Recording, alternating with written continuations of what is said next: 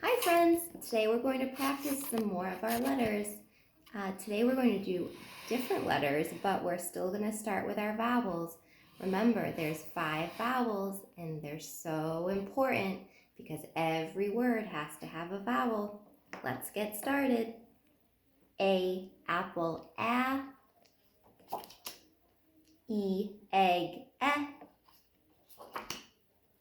O, octopus, A. U, umbrella, A. I, iguana, I. N, nest, N. K, kite, K. F, fish, F. L, leaf, L. H, hat, H. S, socks, S. And Q, queen, Qu. Great job!